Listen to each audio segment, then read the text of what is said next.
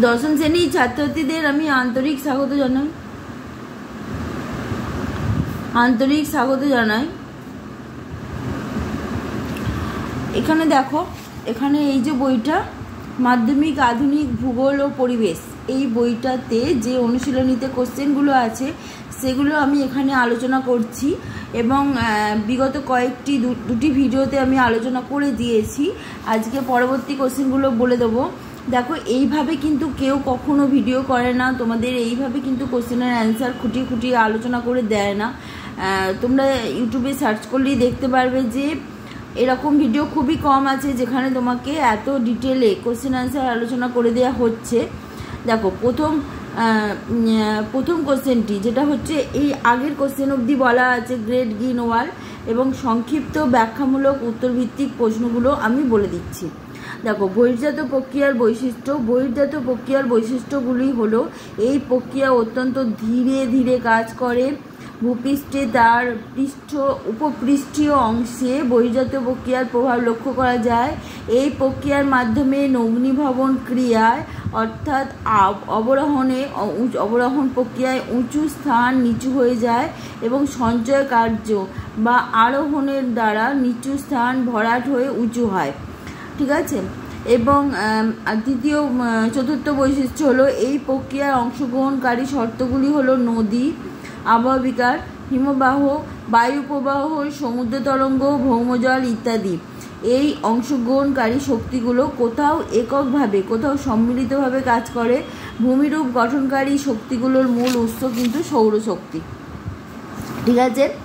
আচ্ছা, এবার দেখো আর অবরোহণ ও আরোহণের মধ্যে পার্থক্য কি দেখো আমি বলে দিচ্ছি, শুনে নাও কি পার্থক্য।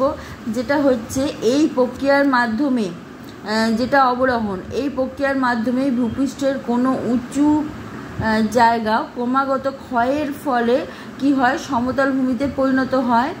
ঠিক আছে। আর আরোহণ হচ্ছে তোমার এই প্রক্রিয়ায় ক্ষয়জাত পদার্থ ভূপৃষ্ঠের উঁচু অংশে সঞ্চিত হয়। তাহলে অবরোহণ মানে নিচু হয় আর আরোহণ মানে উঁচু হয়ে যায়। আর দ্বিতীয় পার্থক্য হচ্ছে অবরোহণে ভূমির উচ্চতা হ্রাস পায় আর আরোহণের ভূমির উচ্চতা বেশি হয়।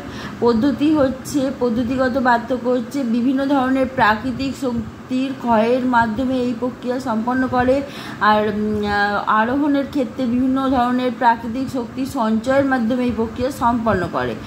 চতুর্থ পার্থক্য হচ্ছে আবহবিকারের মাত্রা প্রাকৃতিক শক্তি দ্বারা ক্ষয় করার ক্ষমতা পুঞ্জিত ক্ষয়ীভবন ইত্যাদির কারণে অবরোহণ হয়।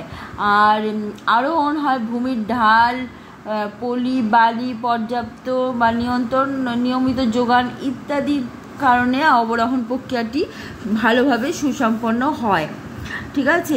দেখো, পরের কোশ্চেনটি আছে কি, নদীর বহন কার্যের প্রক্রিয়া সংক্ষেপে আলোচনা করো। এটি আছে, দেখে নাও।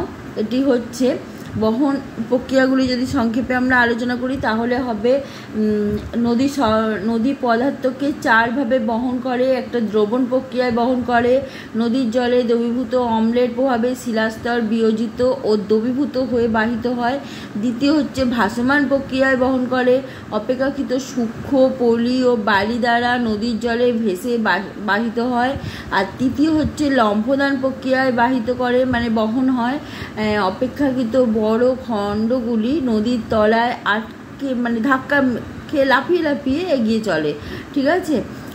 আর চতুর্থ প্রক্রিয়া হচ্ছে আকর্ষণ প্রক্রিয়ার মাধ্যমে বহন করে, নদীর তলদেশ দিয়ে স্রোতের টানে ছোট ছোট নুড়ি নিচের দিকে নেমে এলে তা আকর্ষণ প্রক্রিয়ায় নদী বহন করে।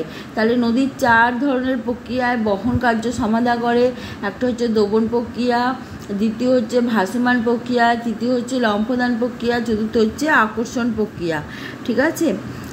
দেখো, তিনটে কোশ্চেন আমি এখানে আলোচনা করে দিলাম, বাকি সব কোশ্চেনগুলো ধীরে ধীরে আলোচনা করে দেবো। আশা করছি ভিডিও ভালো লাগছে। ভালো লাগলে লাইক করো, কমেন্ট করো, শেয়ার করো এবং সঙ্গে থেকেও বাকি কোশ্চেনের উত্তরগুলো জানার জন্য।